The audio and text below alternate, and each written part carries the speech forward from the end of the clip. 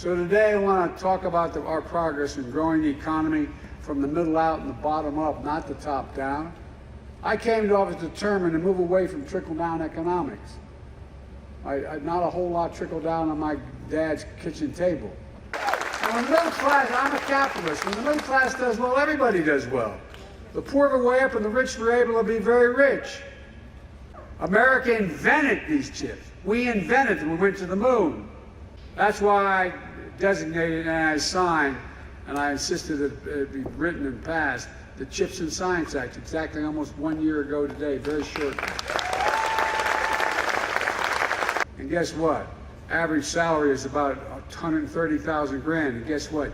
You don't need a college degree.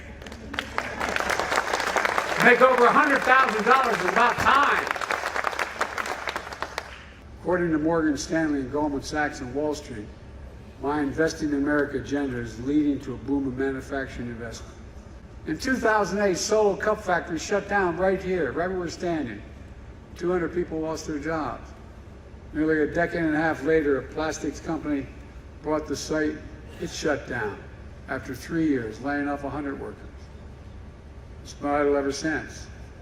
Now it's coming alive again. Arcosa makes wind turbines, wind towers. That's the thing that holds.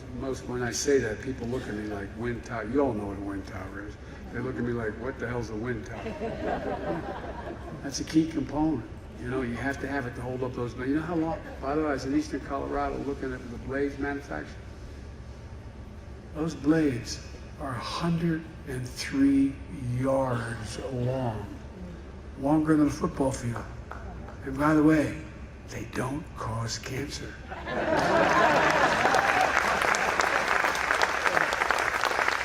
And by the way, wind energy is cheaper than fossil fuels. Solar energy is cheaper. A few years ago, business took a turn. And meanwhile,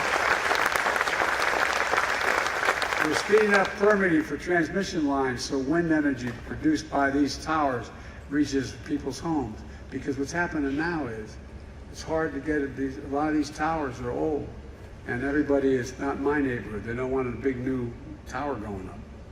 So we're strengthening the towers, and we're going to go underground. It costs 6 times as much to go underground, but we're learning how to do that more cheaply, so that it doesn't cause the forest fires and all the things that happen when major windstorms knock these lines down.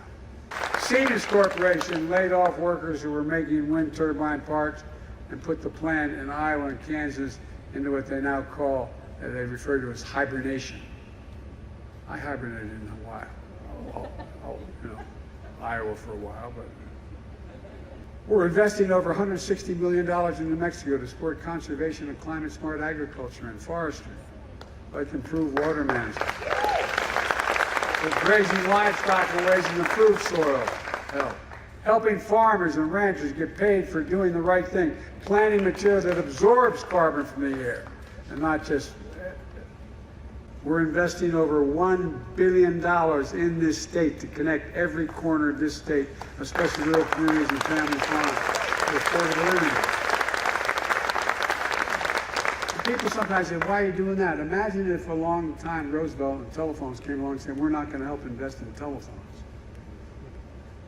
Come on, man. It's going to train plumbers and pipe fitters and HVAC workers with a focus on training Latino workers, indigenous people, and people recovering from substance abuse.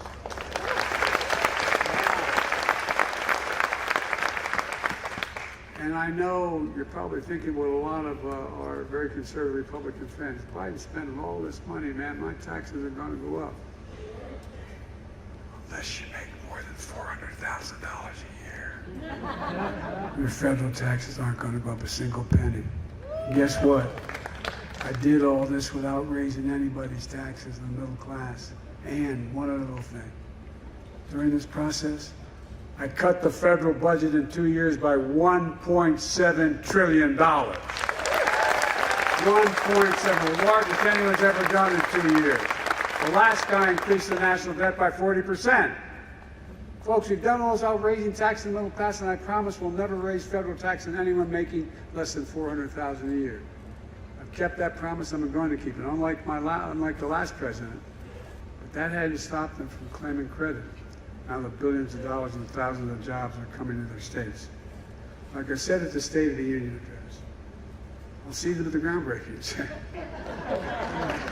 But I believe every American willing to work hard should be able to get a job, no matter where they live in the heartland, small towns, raise their kids on a good paycheck, be able to keep their roots where they grew up. My dad used to have a saying, and I mean it sincerely. He'd say, Joey, a job's about a lot more than a paycheck. It's about your pride, it's about dignity. And he meant it, not a joke. It's about dignity. It's about being able to look your kid in the eye and say, honey, it's going to be okay. It's like being able to say, now you think I'm kidding, but some of the folks in Congress knew my dad. He meant it. And he said, the real question, Joey, is at the end of the month, after you pay all your bills, is there anything left? You have a little breathing room, just a little bit of breathing room. Well, folks, that's part of the American dream. And that's Bidenomics. Nothing beyond, I mean it sincerely. Think of any objective we've set as a goal that we've ever not met. Name one. No matter what it is. We've never, never, never, when we've worked together, failed. Nothing's beyond our capacity to work together. And God bless you all, and may God protect our troops. Thank you so much.